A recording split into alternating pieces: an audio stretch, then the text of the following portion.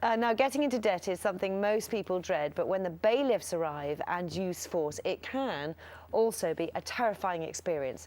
Now, the government's announced new laws to tackle aggressive debt collectors in England and Wales. Yeah, those laws will come into force next year and will ban bailiffs from entering houses at night or when there are only children at home. In a moment, we're going to speak to the Justice Minister, Helen Grant, who's in our studio in London. But first, Karen Dyson is with us from Citizens Advice. Good morning to you. Hello.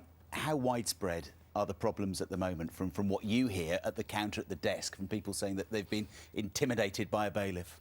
I would say inquiries about bailiffs, it's one of the most common topics that Citizens Advice bureaus across the country have to deal with, because bailiffs are used for lots of different types of debt, and when people, as you say, they hear the knocking on the door, they hear the demands for money, it's a very terrifying situation for them sometimes.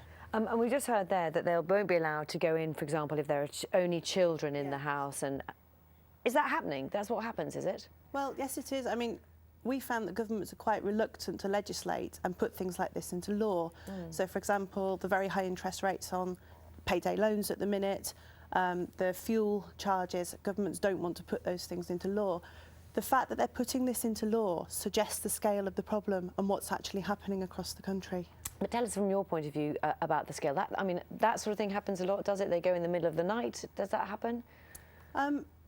For things like council tax, probably not. Right. And it's important to make a distinction between debt collectors and bailiffs, because they do have very different sets of powers. Yes. But the sorts of problems we're coming across are bailiffs will threaten to put people in prison, they will threaten to have them arrested, they will threaten to break into properties when they've got absolutely no right to do so. And we think that a method of debt collection that really relies on people not knowing their rights and not knowing what people can do is one that should really be consigned to the dustbin. We're going to speak to the Minister in a moment, but do you think the changes that are being proposed go far enough? I mean, do they cover the debt collection side of it as well as the bailiff side of it, for example? There's some of the changes that we're really pleased to see, so like the proposals to simplify the fee structure and be very clear about what bailiffs can and can't charge. So at the minute there's things like reasonable fees. What's reasonable? For somebody on benefits, reasonable is they can't afford anything at all. So we're pleased to see those kind of proposals. But in general, no, we don't think those go far enough in terms of the consideration of vulnerable clients and when bailiffs can actually be used.